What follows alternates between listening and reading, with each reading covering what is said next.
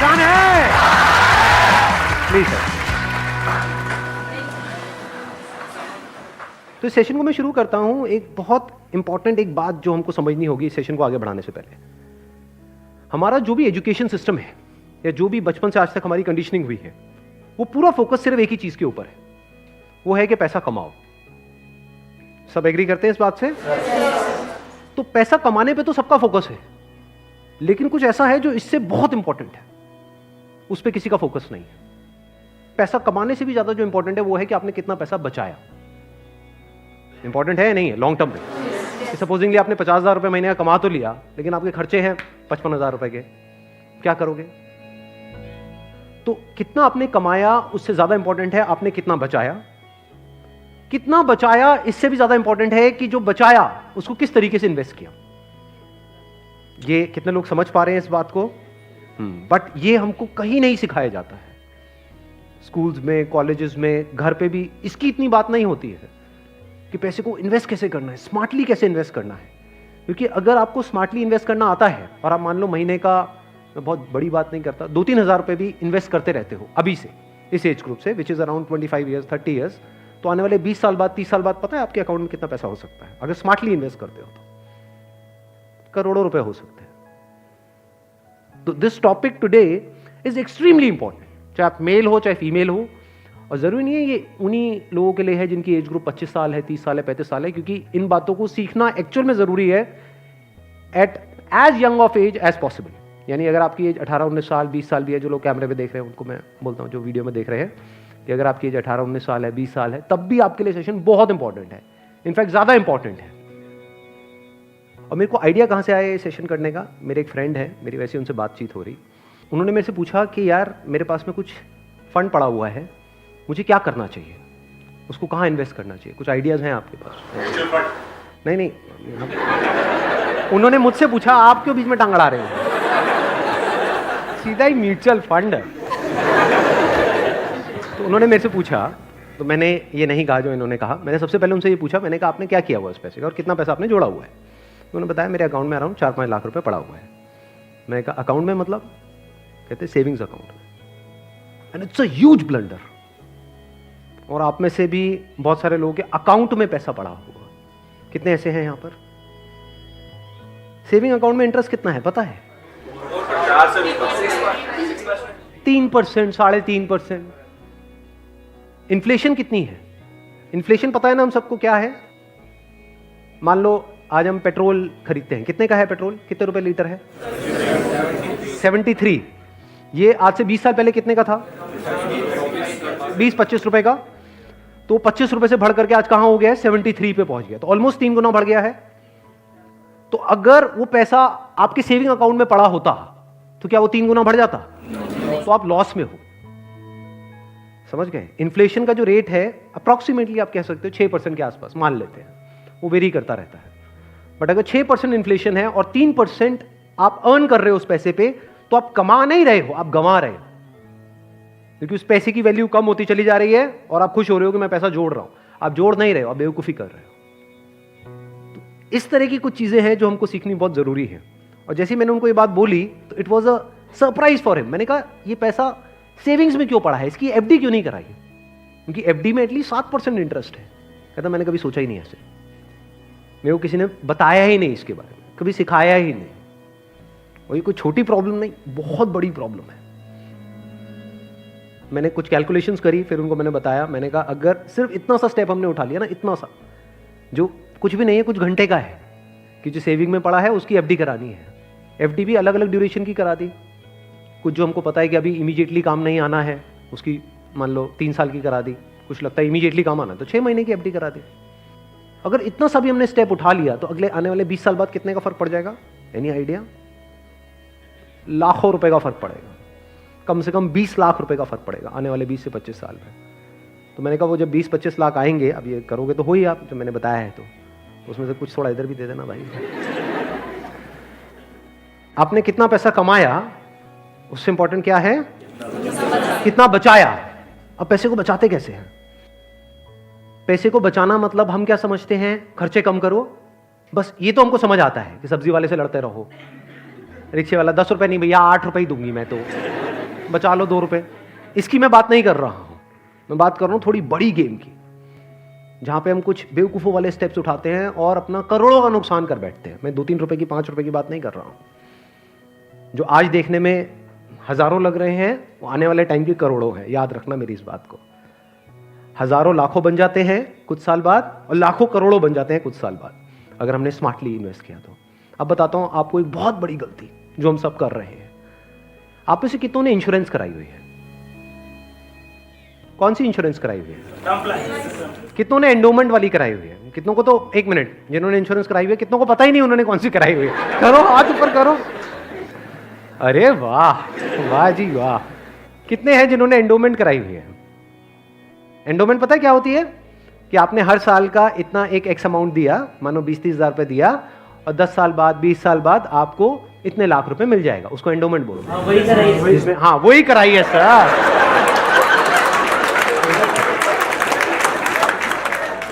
क्या sir endowment पेंडोमेंट बोलते? सीधी बात करो ना।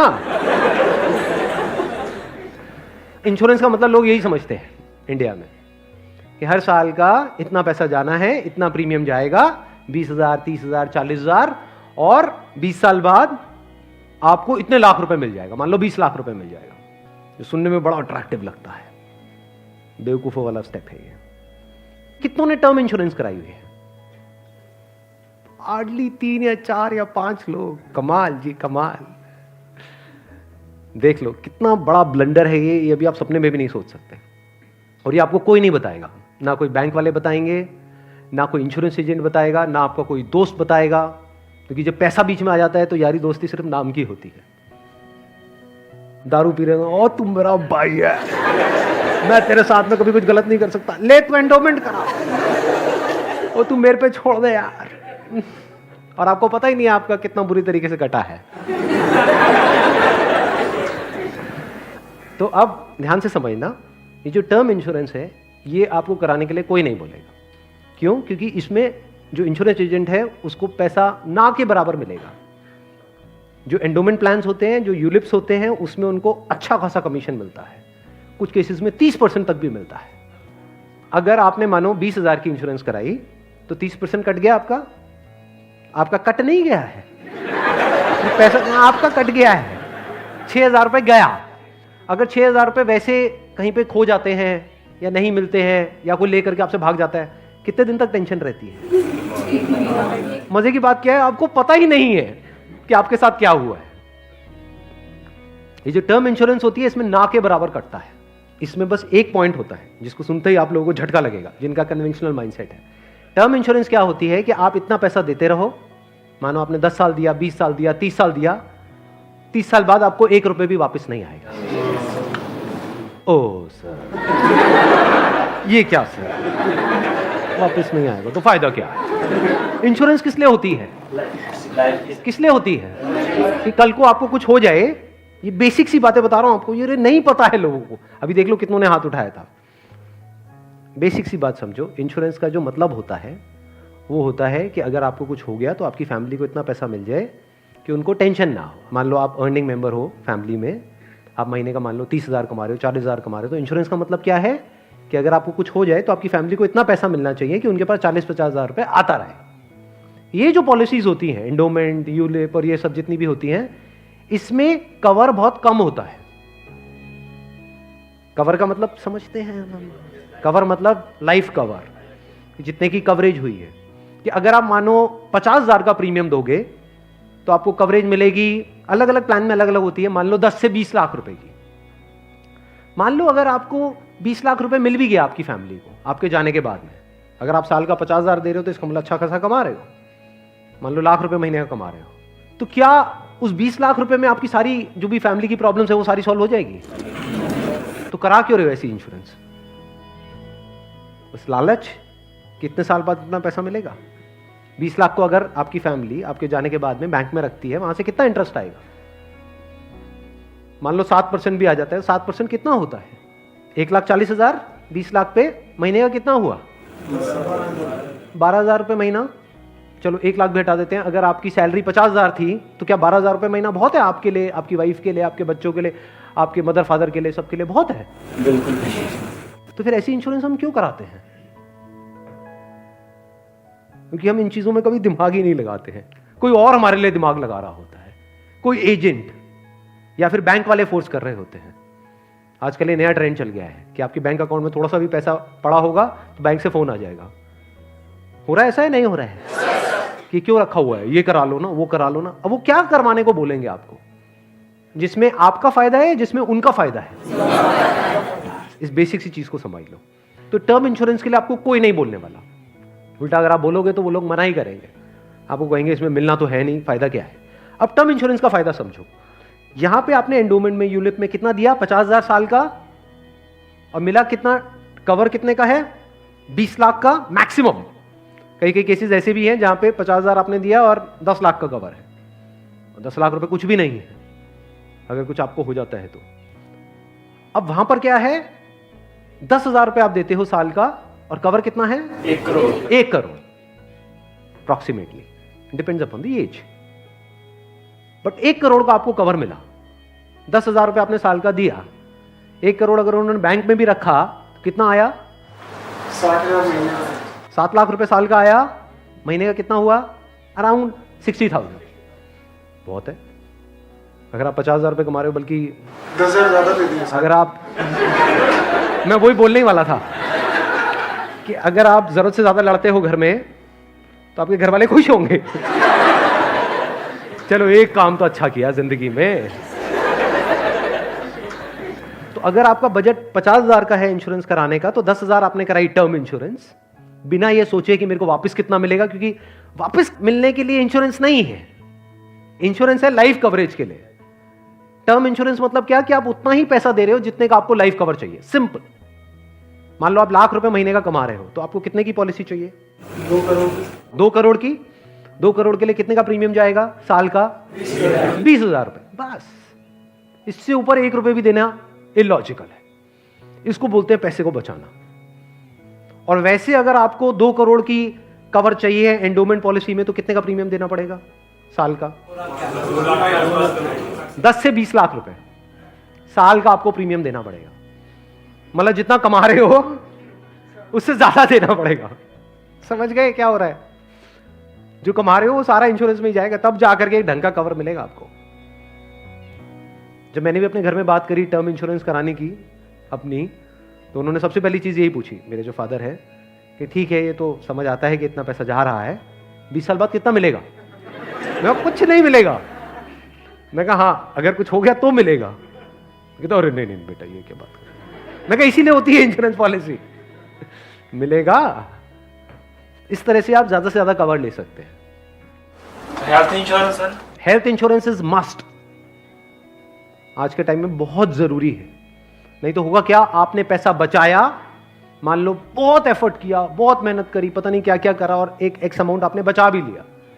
10 साल 20 साल काम करके मान लो 10-20 लाख रुपए आपने बचा लिया, किसी तरीके से सेव कर लिया, और अगर कोई बीमारी हो गई तो कितनी देर लगेगी उस पैसे को खत्म होने में?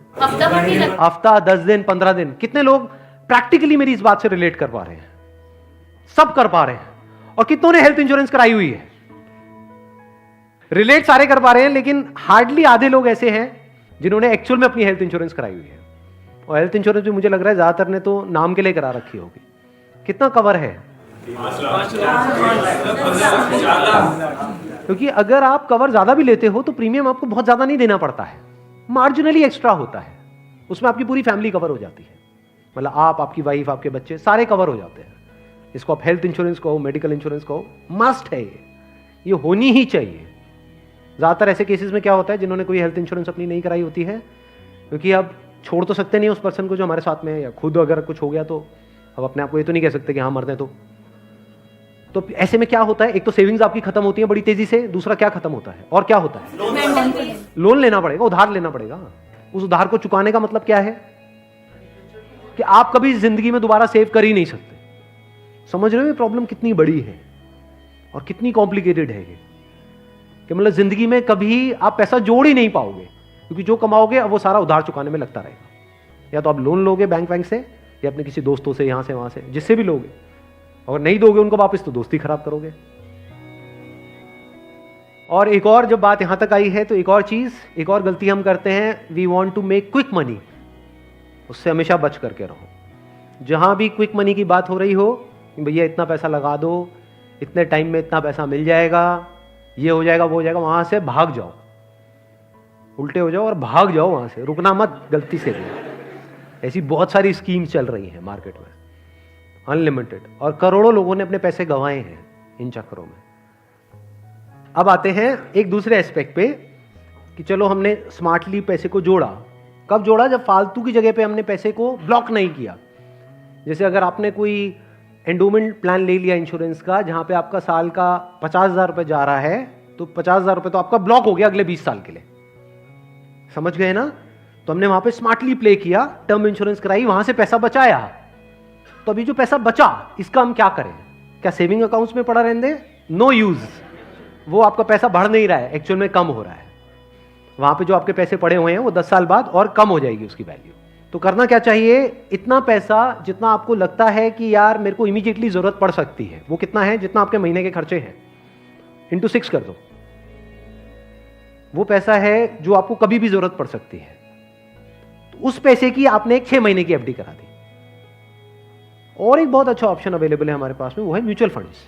म्यूचुअल फंड्स पता है सबको क्या है? कितनों ने ऑलरेडी इन्वेस्ट किया हुआ है म्यूचुअल फंड्स में? बहुत कम लोगों ने। क्यों नहीं किया हमने इन्वेस्ट? पता ही नहीं सर। नंबर 1 करेक्ट इंफॉर्मेशन नहीं है। नंबर 2 हम डरते हैं, हमें लगता है म्यूचुअल फंड भी कोई स्कीम है कि पैसा इकट्ठा किया और कल को अगर भाग गए या बंद हो गया तो पता नहीं क्या होगा। ये पैसा आपका 100% सेफ है, because it is regulated by SEBI. तो यहां पे डरने की जरूरत नहीं है कि मेरा पैसा चला जाएगा, बस हमको यहां पे स्मार्टली प्ले करना पड़ेगा।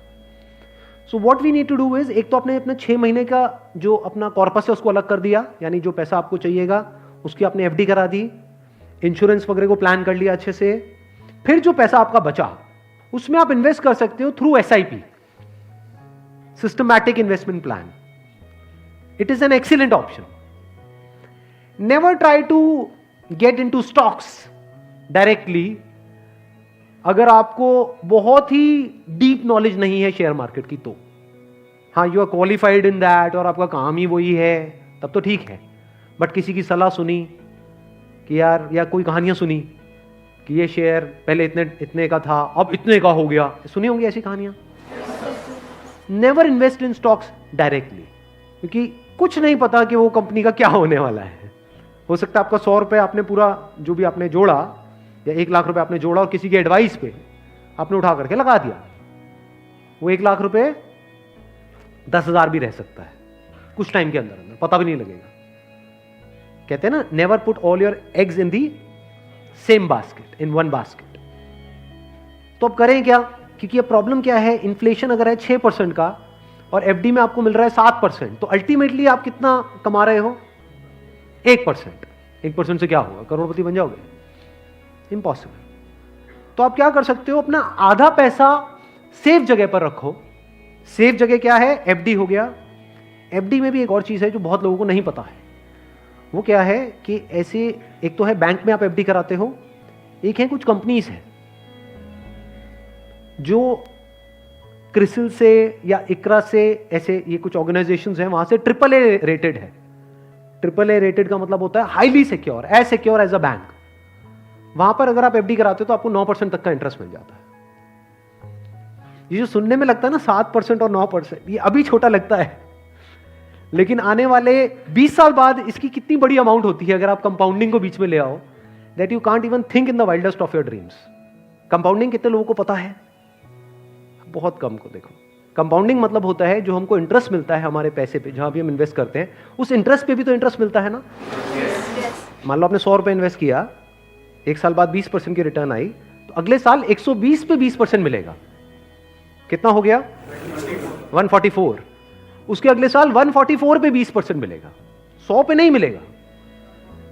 और जब इसको आप इस तरीके से देखते चले जाओगे तो ये फिगर देखने में छोटी लगेगी, शुरू छोटे से होएगी, शुरू होएगी 2-3 हजार 5 हजार से, ये करोड़ों में पहुंचने में देर नहीं लगेगी। मतलब हर महीने का मैं कंजर्वेटिव भी पकड़ता हूं, अगर 2-3 हजार रुपए भी हम सेव करते हैं, उसको स्मार्टली इन्वेस्ट करते हैं, इतना सा सीख जाते हैं, तो बहुत बड़ा डिफरेंस आ जाएगा हमारी लाइफ में आने वाले कुछ साल बाद। Huge difference. तो आपको दिमाग ये लगाना है कि लॉन्ग टर्म में बेस्ट पॉसिबल ऑप्शंस क्या क्या अवेलेबल है। जैसे आप में से कितने हैं जो मैरिड हैं और जिनकी कोई डॉटर है? तो एक गवर्नमेंट की तरफ से एक स्कीम है सुकन्या योजना करके, सुना है इसके बारे में? That is an excellent investment option. Government की तरफ से सब्सिडाइज्ड है वो, तो वहां पे आप एक्सपेक्ट कर सकते हो 9% की रिटर्न जो गवर्नमेंट की तरफ से मिल रही है आपको, और हर साल का आपके ऊपर है आपको कितना इन्वेस्ट करना है। हाईएस्ट लिमिट 1.5 लाख की है, बट आपके ऊपर है। किसी साल में आपने 10,000 कर दिया, कभी 20,000 कर दिया, ऐसे आप करते रहे over a period of next 15-20 years, उसके बाद में एक बहुत बड़ा कॉर्पस उसको मिलेगा अपने एजुकेशन के लिए या किसी भी चीज के लिए, फ्यूचर के लिए। इसको बोलते हैं स्मार्ट इन्वेस्टमेंट। पैसे से पैसा कैसे कमाना है, ये एक बहुत बड़ी आर्ट है, क्योंकि ये जिसको आती है और अगर उसकी कमाई कम भी है तब भी वो आने वाले 20-30 साल बाद बिल्कुल ऐसा है जैसे कछुआ और खरगोश की कहानी, इमीडिएटली नहीं। मान लो कोई बंदा है 50,000 रुपए कमा रहा है लेकिन वो स्मार्टली इन्वेस्ट कर रहा है। दूसरी तरफ से कोई बंदा है जो 1 लाख रुपए महीने का कमा रहा है लेकिन ना तो ढंग से पैसा बचा रहा है ना समझदारी से इन्वेस्ट कर रहा है, तो आने वाले 20-30 साल बाद ये जो 50,000 वाला है ये उससे बहुत आगे होगा, ये करोड़ों में होगा, और उस बंदे के हाथ में कुछ भी नहीं होगा। वो हो सकता है डेट में होगा, मतलब उसके ऊपर कर्जा होगा, और ये बंदा ऐसा होगा जो कर्जा देने लायक पोजीशन में होगा। ऐसा भी हो सकता है, ये अगर हम बेसिक से फंडों को समझते चले जाएं तो अब ध्यान से समझना। अब यहां पर हम कहां तक पहुंच गए थे? SIP is an excellent option. SIP का मतलब होता है कि आपने अपना एक अमाउंट फिक्स कर लिया, हर महीने का इतना अमाउंट तो एसआईपी में देना ही देना है म्यूचुअल फंड में। अब म्यूचुअल फंड कैसे चूज करें? हजारों म्यूचुअल फंड है। लार्ज कैप इक्विटी फंड को पकड़ो, वो भी कुछ वेबसाइट्स है जैसे मनी कंट्रोल है, वैल्यू रिसर्च है, वहां पर जाकर के देखो उन फंड्स की रेटिंग कम से कम 4 से 5 स्टार होनी चाहिए। कोई ऐसा फंड है उसकी 1 या 2 स्टार की रेटिंग है, मत करो उसमें, बल्कि ऐसा फंड होना चाहिए जो हर वेबसाइट पे 4 या 5 स्टार की रेटिंग हो। अब आपने क्या किया कि हर महीने का अपना एक अमाउंट फिक्स कर लिया, दैट कुड बी एनीथिंग, 1,000 रुपए, 2,000 रुपए, 3,000 रुपए, 4,000, 5,000, what ever that amount is. SIP के थ्रू ऑटोमेटिकली इतना अमाउंट आपके अकाउंट से डेबिट होता चला जाएगा over a period of next 10 years, 20 years, 30 years. अभी स्मार्ट इन्वेस्टमेंट क्यों है? एक तरफ से मैं इंश्योरेंस के लिए मना कर रहा था, इसके लिए स्मार्ट क्यों है? क्योंकि यहां पे आपका पैसा नहीं कट रहा है, जो पैसा आप लगा रहे हो पूरा का पूरा इन्वेस्ट हो रहा है। इसमें भी 2 ऑप्शन है, एक आप ब्रोकर के थ्रू जा सकते हो, एक है डायरेक्ट जा सकते हो, तो वहां पे आपका 1% और बच जाएगा। मान लो टोटल 1.5% कटना था हर साल का, तो अब कितना कटेगा? सिर्फ 0.5%। अभी 1% सुनने में छोटा लगता है, but over a period of 20-30 years ये लाखों रुपए का होता है। मतलब डिसीजन लेने में कुछ मिनट्स लगते हैं इन बातों को समझने में, लेकिन आने वाले टाइम में यही फर्क होगा कि आपके अकाउंट में लाखों है, करोड़ों है, क्या है। अच्छा, म्यूचुअल फंड क्यों और स्टॉक्स क्यों नहीं? क्योंकि स्टॉक्स में आप 1 या 2 या 4 में इन्वेस्ट कर रहे हो, म्यूचुअल फंड जो है वो डिवाइड कर देते हैं। वो मान लो 50 में उन्होंने इन्वेस्ट कर दिया, तो अब अगर उसमें से एक कंपनी बंद भी हो गई तब भी प्रोपोर्शनेटली जो आपने इन्वेस्टमेंट करी है उसमें उसका परसेंटेज क्या था? मान लो 2%, तो आपको 100 रुपए 98 रह गया, बस इतना ही हुआ। अब मार्केट में सबसे बड़ा डर लोगों को यह होता है जो म्यूचुअल फंड में नहीं इन्वेस्ट करते हैं कि कल को नीचे आ गया तो क्या होगा, क्योंकि नीचे आने की कोई लिमिट नहीं है। एफडी में यह है कि नीचे नहीं आएगा, इंटरेस्ट कम हो सकता है, नीचे नहीं आएगा। तो म्यूचुअल फंड में लोग नीचे आने के नाम से डरते हैं, ऊपर जाने में कोई डर नहीं है। अगर गारंटी मिल जाए कि भैया साल का इतना % तो आना ही आना है और आता ही रहेगा जिंदगी भर, तो कोई डर ही नहीं है, फिर तो सारे लगा देंगे। बट कोई गारंटी नहीं है ना, और नीचे भी जा सकता है। तो अगर कुछ ऐसा हो जाए कि अगर म्यूचुअल फंड नीचे भी जाए तब भी आपका फायदा हो जाए, तो प्रॉब्लम सॉल्व हो गई ना। ये मेरी अपनी स्ट्रैटेजी है, ये कोई किसी बुक में नहीं है या कोई थ्योरी नहीं है, ये मेरी अपनी स्ट्रैटेजी है, वो मैं आप लोगों के साथ में शेयर कर रहा हूं। आपको क्या करना है? मोटा मोटा स्टॉक मार्केट को ट्रैक करना है, हफ्ते में एक दिन देख लो कि अभी कितने पे चल रहा है। मान लो एक पीक है, पीक अभी मान लो 40,000 है, अभी मार्केट चल रहा है अराउंड कितना? 37 के अराउंड चल रहा है। तो मेरी स्ट्रैटेजी क्या है? जैसे ही मार्केट 20% से नीचे गिर जाए कि मार्केट की ये पीक है, मान लो 40,000 है, अब मार्केट 30,000 पे आ गया है, तो आपने क्या किया? पहले इन्वेस्ट किया हुआ था एसआईपी में, लार्ज कैप्स में, आप इमीडिएटली जैसे ही मार्केट 30 पे आई आप स्विच कर गए मिड कैप में, not even in small cap, mid cap. अब ऐसा क्यों किया? क्योंकि जब मार्केट 20% टूटेगा, सेंसेक्स का मतलब लार्ज कैप्स जो बड़ी कंपनीज हैं, जब मार्केट 20% टूटेगा यानी बड़ी कंपनीज के जो शेयर्स हैं वो 20% से टूटेंगे, तो जो छोटी कंपनीज हैं उनके शेयर्स 50 से 60%, 70% तक टूट जाएंगे। तो जब वो 60% टूटा तो 100 की चीज आपको कितने में मिल गई? 50 में या 40 में। तो जब मार्केट नीचे भी गया तो आपका फायदा हो रहा है। ये स्ट्रैटेजी समझ आ गई? वापस से जैसे ही मार्केट जो भी लास्ट उसकी पीक थी, मान लो 40,000, उससे 20% ऊपर गया तो मिड कैप से आप स्विच कर गए वापस से लार्ज कैप में। ये स्ट्रैटेजी जो है ये मैंने सीखी है वॉरेन बफे से। उनका जो बेसिक सा फंडा है, मतलब अगर एक लाइन के अंदर बोला जाए, वो क्या है कि जब मार्केट बहुत ज्यादा ग्रीडी हो तो डरो, और जब मार्केट डरा हुआ है तो ग्रीडी हो जाओ। बेसिक सा फंडा है। मतलब जब सब डरे हुए हैं तो थोड़े से लालची हो जाओ, और जब सब लालची हो रहे हैं, मतलब मार्केट ऊपर भाग रहा है, तो डरने लग जाओ। तो लार्ज कैप में डर कम है, मिड कैप में डर ज्यादा है। तो जैसे ही मार्केट नीचे जाएगा मिड कैप को सब छोड़ देंगे, उस वक्त आप उसको पकड़ लोगे।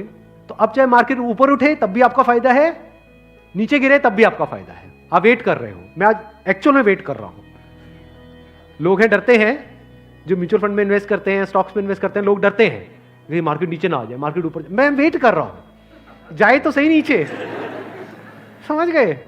क्योंकि लार्ज कैप टूटेगा 20%, तो मिड कैप टूट जाएगा 60%।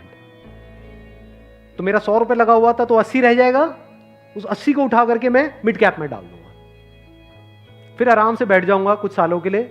जैसे ही मार्केट ऊपर जाएगा, मतलब लोग लालच से तड़प रहे हैं, तब जैसे ही 20% ऊपर गया, मान लो 48,000 पे गया, मिड कैप से हट करके मैं आ जाऊंगा लार्ज कैप में, वापस से सेफ हो गया। अब जो नया पीक बन गया वो क्या बन गया? 48,000। आज की रेट में क्या है? 40,000। अब 48,000 पे 2020 चलेगा। आ गया गेम समझ में? तो यहां से आप पीसफुल हो, नहीं तो लोग डरे ही रहते हैं, म्यूचुअल फंड के नाम से डरते हैं। क्यों डरते हैं? अरे कम हो रहा है, कम हो रहा है, कम हो रहा है। कम हो रहा है तो बढ़िया है, तब भी आपका फायदा है, और बढ़ रहा है तो फायदा है ही है।